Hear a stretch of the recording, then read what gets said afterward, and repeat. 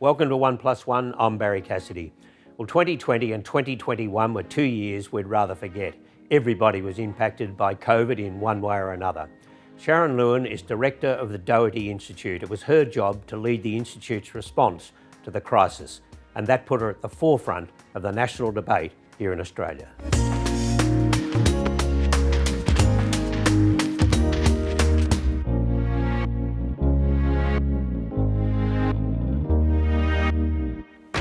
Three cities in China are in shutdown as authorities try to stop the spread of a new virus that has killed 18 people and infected hundreds. I stress there is a rather limited window here, and we are moving very, very swiftly to ensure that we can put this plan together. People are returning from overseas with infection. The approach is still to try and contain any spread, but the numbers are increasing. It takes about 2 to 3 weeks for your immune system to kick in after a vaccination, so we've really got to move fast. All of us are vulnerable to another outbreak. Well, Sharon Lewin, welcome to 1+1. Thanks very much. Can you recall precisely when you first heard about COVID-19 or whatever it was called in those early weeks? I can remember it exactly, yeah. It was January the 6th, and a Chinese patient of mine asked me what I knew about, if I knew about this unusual pneumonia in Wuhan, at the Wuhan seafood market. And at the time I thought, I hadn't heard of it, and I thought it's sort of strange, you know, head of the Doherty, we're very involved in all infectious diseases, and I also lead a national network on research in pandemic preparedness, and none of my networks had any information. So I remember going home and looked it up, and I found a story on the BBC website about this pneumonia in a seafood market, and it affected 40 individuals. They were all linked to the market. It sounded interesting because, you know, I'm a virologist and we're always interested in new infections, but I thought it was very localised and therefore an environmental contamination. And then later that month, and around mid-January, I was actually in Thailand, and the first reports of COVID were reported outside of Wuhan, a case in Japan and a case in Thailand. And there was some really interesting modelling done by a group in London that said if there were already cases outside of Wuhan, based on the flight paths in and out of Wuhan, there would have had to be thousands of cases in Wuhan, and there must have been person-to-person transmission. And at that time, the Chinese government hadn't talked about that. And that's when I really realised this is going to be a big deal. Right, because the first case was in January in Australia, with a man from Wuhan province. But by March was when the awareness was at a really high level. Oh, not for us. No. January was a very busy month, particularly for our diagnostic laboratories that started working on a test to detect COVID-19. They were, over January, in touch with colleagues around the world, largely through the World Health Organization, getting an insight into what other countries were doing, sharing reagents in order to get a test. So by the middle of January, we already had a test that we knew would work and started sharing that across the country. And so by January the 26th, we were very well prepared to diagnose that first case. And more importantly, what happened in Melbourne here was that we isolated the virus from the first patient that appeared in Australia on January the 29th. And my colleagues that did that work, Mike Catton and Julian Druce, they knew that that was a big deal because they had been on calls right through January and knew that no one around the world had access to the actual virus. That the Chinese had grown the virus, but they hadn't shared it. So, and then right through, so, you know, then testing got ramped up. Our modellers started working on predicting what we might see in Australia. And that actually informed the Australian government's decision to close the borders on February the 1st. So there was actually a lot happening here right through January. But at that point, there hadn't been a community transmission. There had not been a community transmission in Australia. It was all imported. And at the time that the borders closed, there were 15 cases diagnosed in Australia. So we're talking tiny numbers. And then the first big steps in Australia were the closing of the border. Was that the big one, or the banning of the big indoor gatherings? Banning of the indoor gatherings didn't come till much later, actually. So the first big step in Australia was closing that border with China, and it was a controversial decision. At the moment, we now think closing the borders, oh yeah, why not? But actually, borders had never been closed before for an infectious disease. And the WHO at the time was saying, don't close the borders. China was most upset that countries were closing the borders. And so it's easy in retrospect to say obvious, but it was not obvious. So February 1st was when the border was closed here, and that stopped the importation.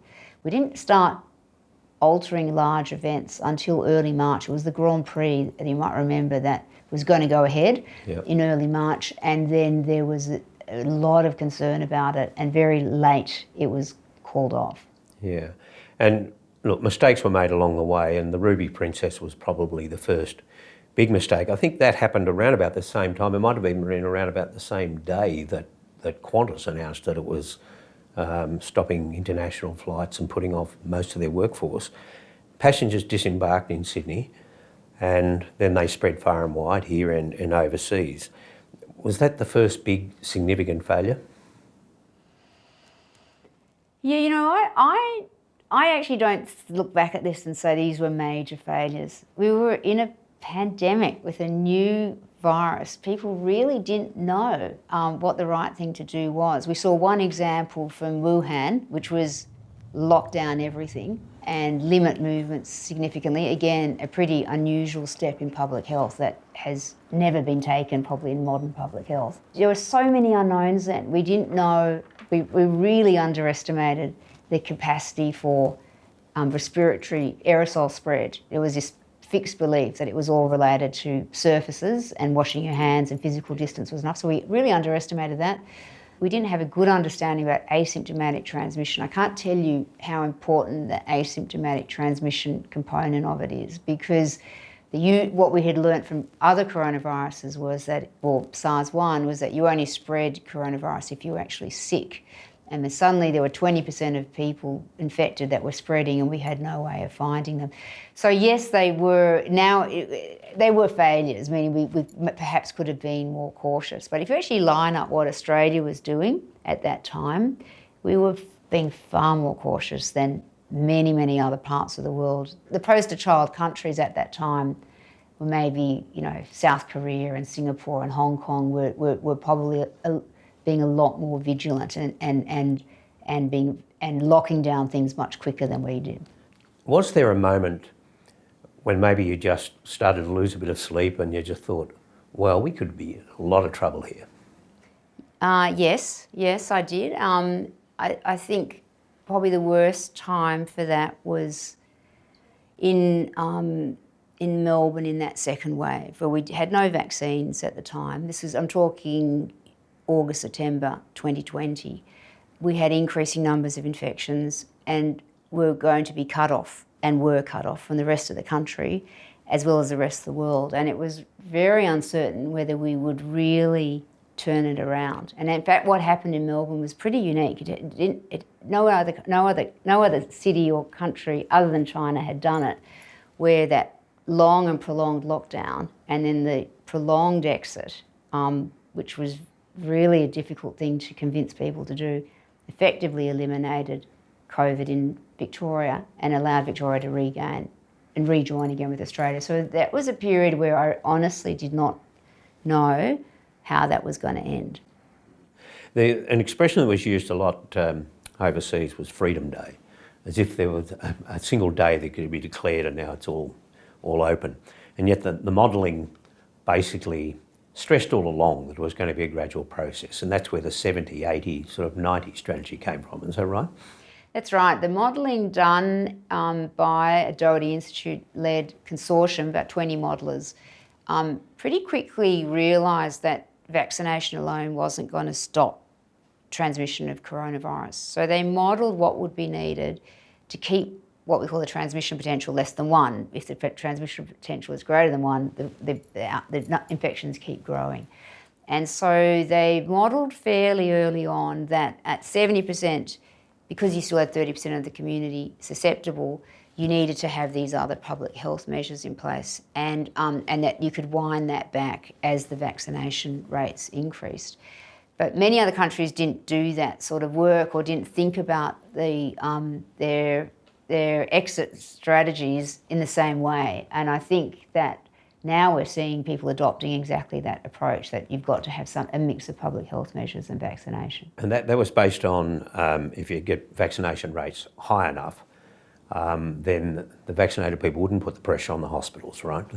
And so you would, by opening too soon, of course, the risk is that hospitals would be overwhelmed. Yeah, that's right. There are two things that were important in the modelling. There was the impact of vaccination on hospitalisations, and obviously protecting hospitals was absolutely key. And the second was the impact of vaccination on transmission, because remember at the time in Australia we had no COVID, so we were basically opening up and allowing COVID to spread. So both of those features were important. And actually what we learnt was that the vaccines are have a much greater capacity to block transmission than was anticipated. And when you vaccinate people really quickly and get up to 90%, as we have done, you can really turn down and wind down the transmission as well as protect your hospitals. Peter Doherty talked about all this as a test run for other possibilities.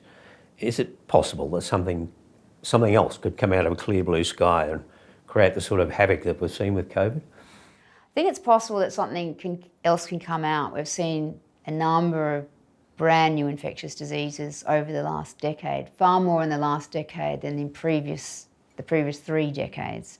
There's a whole lot of reasons for that. Whether it will be as catastrophic as this event, we've got to be prepared for that. But I actually think no, because I think we've learnt a lot from COVID and we will be better prepared. And probably the most important thing that we learnt was around containing an outbreak. So, as I said earlier, shutting the borders was really foreign for us, and people were very reluctant to do it. But if China had shut the borders, the minute they knew they had a coronavirus, the whole thing could have been contained. So the appetite for that will be very, very different.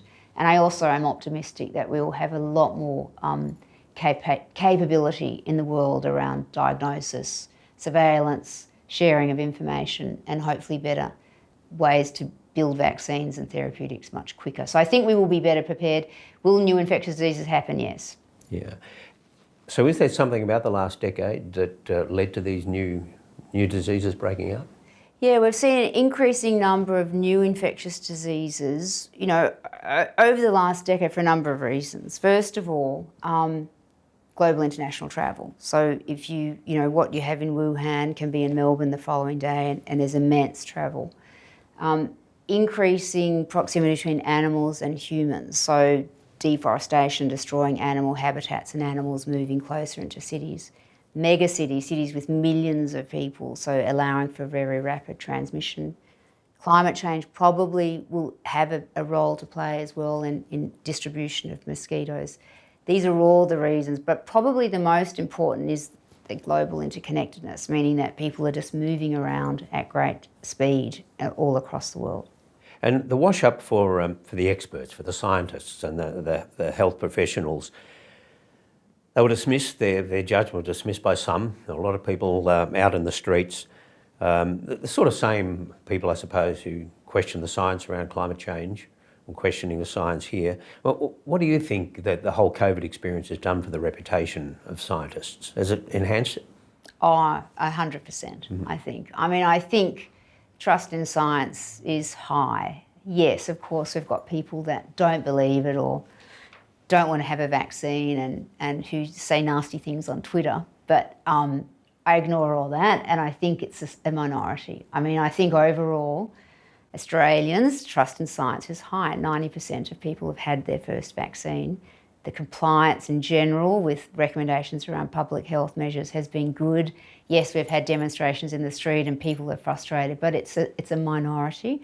And I think science has just delivered in our response to COVID, and we've got to keep telling that message. Yeah. And a lot of scientists got death threats and harassment. There was one survey done globally that showed that 15% of scientists reported some sort of blowback from the community. Was that a really troubling thing for some of them? Look, I think the most extreme example would be Tony Fauci, someone that I've known and admired my entire career, who has worked for, I think, 6 different presidents of the United States and one of the most respected scientists in the US and the world. And so someone like him had experienced harassment and death threats and incredible violence against him, but... And he had sections of the media just out to discredit him, Yeah. to take him down. Yeah. I mean, it was extraordinary. We didn't see anything like that here. I know many of my colleagues, probably those in government, have had a harder time than the scientists. But if you look on social media, yes, some terrible things are said about people. But again, I think that's a minority. I want to go back a bit now to establish how you got involved in infectious disease in the first place. We went to high school in Melbourne and then university. In fact, you were awarded the highest marks in 6 years of medicine at Monash. What drove you towards specialising in infectious diseases? Initially, I'd really liked the fact that infectious diseases happened in young people and that were completely treatable. So there's a lot of medicine that's chronic disease as a result of smoking or obesity or things that you can't fix. So I think I liked, that's what attracted me initially. And then after I went to the Alfred, I did my internship and residency at the Alfred, and then I took a year off and I worked in Kenya. And I worked in a very small mission hospital. I'm not religious, but I worked in a small mission hospital in 1989. And the awareness that HIV was a really big global problem was just appearing. And I think at that time I became very interested in HIV for a whole lot of reasons. The global significance of it, the medicine was fascinating, the whole social issues around it and the people it was affected, and discrimination was all of interest to me. And then the science was fascinating, because the science, just learning about a new virus and finding ways to stop it and cure it and prevent it was moving at what then felt like a very rapid pace. Now it feels glacial compared to COVID. But I really got interested in this in 1989. I came back and I specialised and went on to work mainly in HIV. So what was your journey then with HIV in the early years? So what did you focus on? I did my specialist training, then I did a PhD in virology at the then Fairfield Hospital. Burnett Institute was at Fairfield Hospital then. And I worked, it was in the early 90s, there was no treatment for HIV at that time. We had a few drugs, but they were pretty hopeless. And I worked on how HIV affected a particular cell in the lung, very kind of specialised area. And then I had the opportunity to work in New York City, and I worked for a man by the name of David Ho. And David was Time Man of the Year in 1995 for discovering how to combine treatments to stop HIV from replicating. So that was a very, very exciting time, because in the mid-90s, HIV changed from being a universal death sentence for anyone to a completely treatable disease. And in the very early days of antiviral therapy, we thought that those drugs cured HIV, because if you measure the virus in the blood, it rapidly disappears as soon as you go onto tablets. And so I arrived in New York City at the end of 97, which was the first report that actually those treatments don't cure HIV, because HIV can go into a hiding spot into the body and last forever. And that's pretty much what I've worked on since the late 90s. So what is the challenge now? Well, the two big, there's a number, HIV still is a major global pandemic with, 37 million people living with the virus and only about 70% of them on treatment. So the big challenge is implementing what works, meaning making sure that everyone can access life-saving treatments. But we still don't have a vaccine and we still don't have a cure. And the difference with HIV compared to COVID is that once you're on treatment for life, and sustaining that globally for the number of people infected will be really challenging. So the big scientific challenges now are finding a vaccine and a cure. Now, your parents were Jewish from Europe and survivors of World War II. Let's start with your mother. What was her war experience? Well, my mother is Polish. She was born in Krakow. She managed to escape going to any of the camps by leaving Poland, and actually she was living in Siberia and then Uzbekistan, where they escaped going to the camps, and then they had an opportunity to come to Australia, and she came as a 13-year-old young woman, came to Australia and actually ended up going to school here. And so she had a very difficult time during the war, meaning being mobile and moving around, and obviously hardship in Siberia and in Uzbekistan, but wasn't actually in a camp, and actually received her education in Australia. And your father? My father had a very different experience. My father is Czech, and he was born in Karlsbad or Karlovy Vary, which is a spa town in Czechoslovakia, moved to Prague as a young man, and then at the age of 14 was taken to Theresienstadt, which is a work camp out on the outskirts of Prague, and from there to Auschwitz with his father. And he was in Auschwitz from the ages of about 15 to 18 and survived. Went back to Czechoslovakia. 4 years at Auschwitz and he survived. Yeah. Did his father survive as well? His father didn't survive, no. So he managed to survive. And what happened immediately after the war then? Well, after the war, he went back to Czechoslovakia. His mother and his sister had been in Theresienstadt but hadn't been taken to Auschwitz, so they were back and living in Prague. They thought he had died, and he appeared sort of 6 months later. And he went back to school and finished high school. I think that's incredible, missing that age of high school from 15 to 18, but finished high school.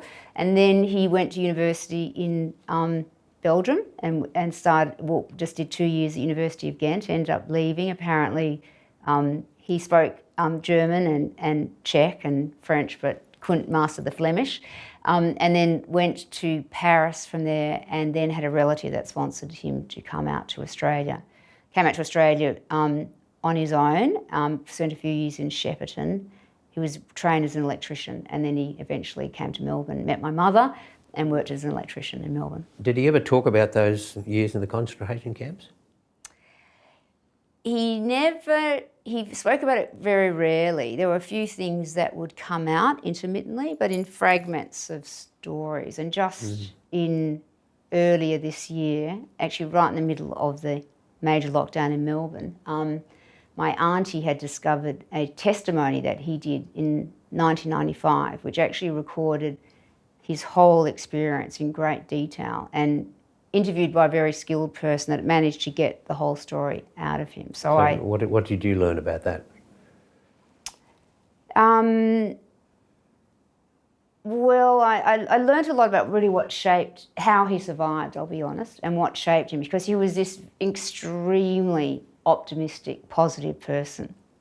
So you'd kind of think, how can you respond to those events in your young life and come out optimistic? But I think that was his secret to survival. And he said a very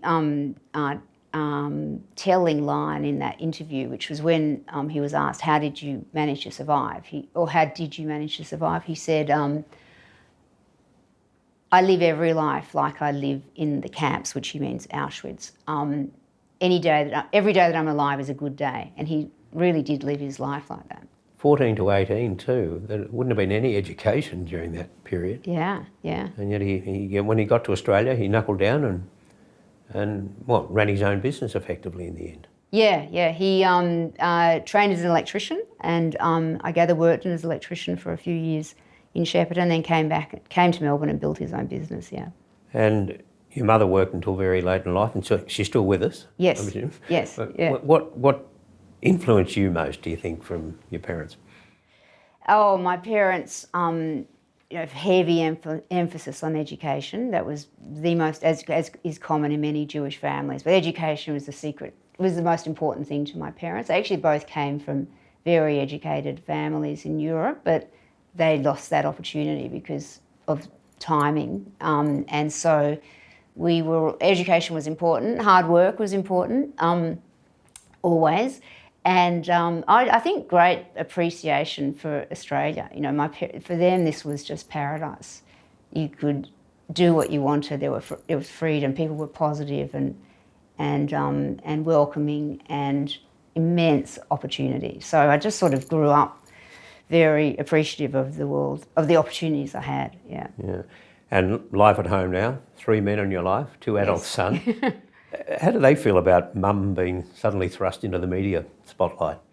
Well, my husband trawls Twitter constantly. He's the one that sees all the negative things about me. I just try and ignore that.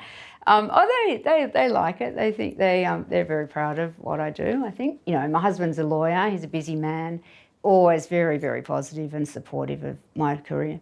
But you must have done hundreds of interviews over the last couple of years. Hundreds.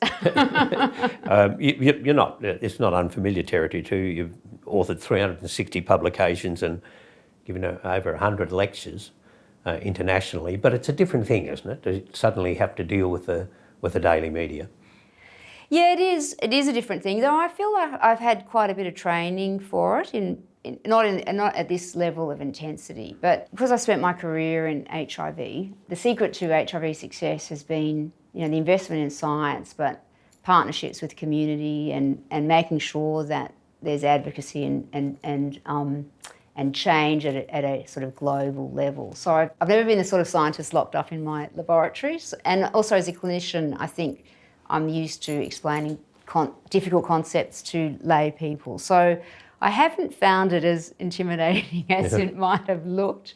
Right. And I just keep reminding myself, you know, what I'm here to do, which is just convey the science to people. That's what I'm trying to do. And if it wasn't for COVID, do you think you'd be doing precisely what you're doing? You'd still be here working on HIV, or would you be doing something else?